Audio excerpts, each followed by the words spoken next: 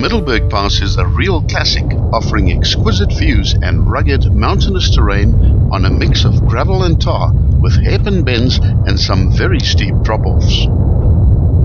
It traverses the Middelberg mountain range between the Kouwebokkeveld and Citrusdal. It's suitable for all vehicles, and together with the Buffelshoek Pass, which precedes it from the south, and the Elandskloof Pass, which follows it in the north, this trio of passes is virtually one long pass.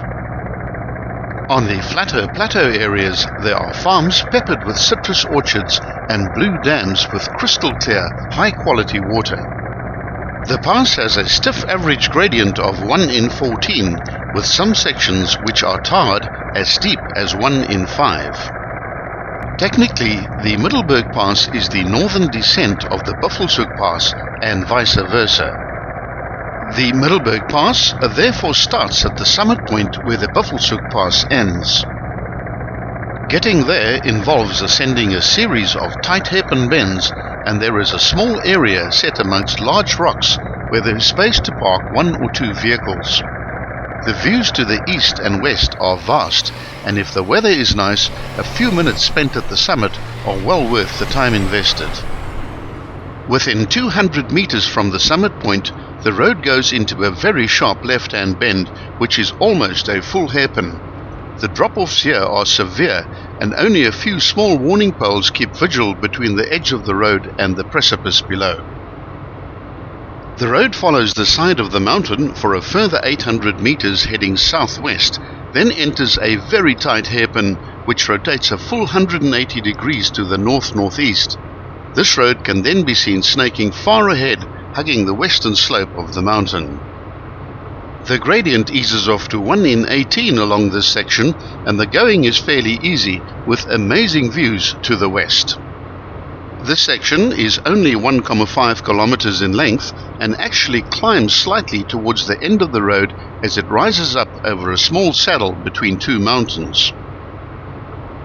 The mountain on the right is known as Grootberg and has an altitude of 1,492 meters, whilst the 2 lesser peaks are a few degrees to the northwest and are an unnamed peak of 991 meters and Witberg a little further behind at 1,330. A small jeep track on the left heads off to the top of the mountain to a view site. This is for 4-wheel drive vehicles only, and it is a dead end. From this middle mini summit, the road switches to tar for the next kilometer as the gradient suddenly increases to 1 in 7. The road makes one wide S-bend, then straightens out again.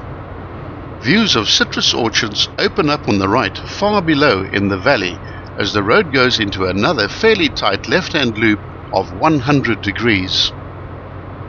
From here, it's fairly easy going again as the gradient eases off and the next section of gravel is reached.